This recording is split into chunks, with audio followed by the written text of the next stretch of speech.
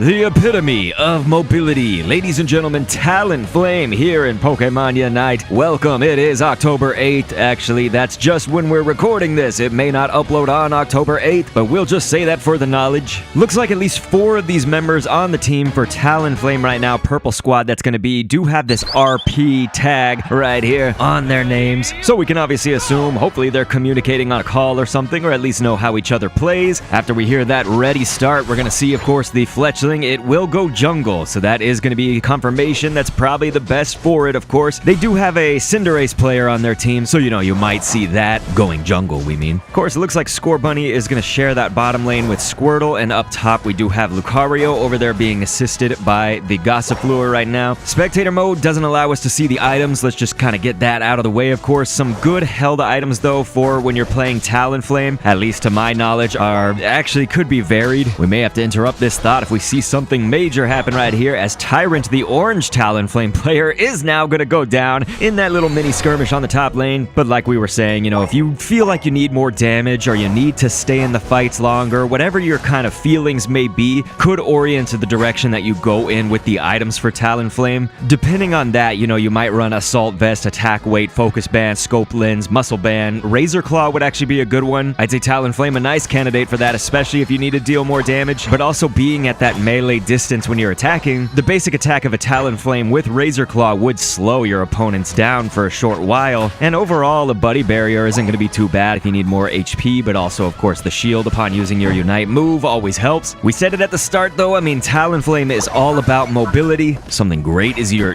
might be a little fragile, but you can ignore terrain. That's the great part, so especially using Fly and other things. I should mention, while we'll focus on Talonflame a good 80 to 90% of the match, the camera won't always follow this player, RP scent, but again, we will follow most of the time. It's just, especially in the beginning there, while we're seeing a jungler, we usually don't focus the camera on just jungling by itself. We want to see a little bit more action that might be going on screen. Right there, actually close call, of course, able to get out of there. HP still intact, and Orange actually mounting a pretty good offensive here on this bottom lane. It does have 35 points still left, so at least a little bit of lasting power for Purple to stay in this. If they can just defend that, you obviously don't want to lose that goal before, let's say, the Dreadnought comes up. Not only do you have your berries with that goal, but also just the healing, the territory that comes with that, the speed increase near that goal. A lot of reasons. But anyway, as you're playing Talonflame, one thing you may do with that mobility, aside from just ignoring terrain with Fly, is that you might really be that dive bomber. You could just dive into fights and burst down either enemies or take objectives, oftentimes, and hopefully we'll see it in this match, stealing objectives. So you might be that final hit on the Dreadnought, the Rotom, the Zapdos, whatever it may need to be, or on an enemy goal. Typically, you do want to farm up until level 7.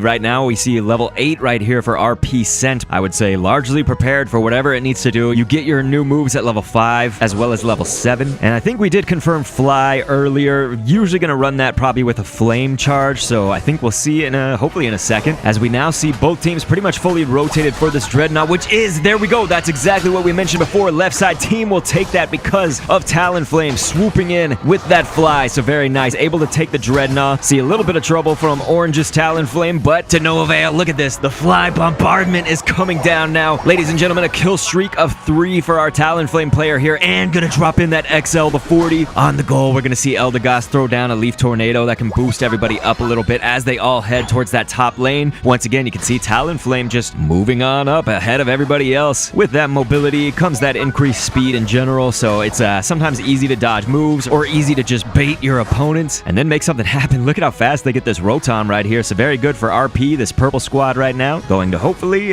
maybe even assist that Rotom right there with the Leaf Tornado. Maybe a little bit too early for that, but at least boosting the rest of the squad. And so just see this damage. Coupled with this War Turtle, they are almost going to take out that Greninja and might actually get home safe, because Talonflame is going to go for the objective and instead go ahead and score on this goal, hoping to get Rotom in there. But obviously you saw Orange Talonflame. One thing, of course, with that Flame Sweep, the Unite move already going down, you can push the Rotom back. I'm always interested in Pokemon that can do this. Here we go. We have a Fly on the screen and a Flame Sweep going down for our purple Talonflame right now, actually seeming to escape the skirmish right now. Maybe stay out of the fray right here at 0 points, not going down to score. So I guess they did want to possibly off lane with that. So it looks like they will go and take the wild Pokemon farm. That's the Combi Vespiquen combo, as now Orange is going to make an assault on this top goal with a lot of 40s getting dropped. Smaller point values and larger point values right there player all together are going to break that top goal against purple. So orange trying to close the gap here, which they have done, although this Talonflame in trouble, but Blissey coming in with the save from orange squad, as we saw Zane right here, the Lucario on purple, almost taking it down, while we of course kind of take some time away because our purple Talonflame right now is just kind of racking up that farm, getting those points, and Snorlax is going to go down from orange. Looks like RP sent right here. Our Talonflame player will TP back to base, then make a super jump down, heading towards these bottom goals. Obviously looking like it's going to be a Dreadnought push, and once again, Talonflame great for that. If you are playing that attack weight, which I'm assuming this Talonflame is not probably, but you know, maybe we can never assume that, as they again take that Dreadnought before I can even kind of collect myself.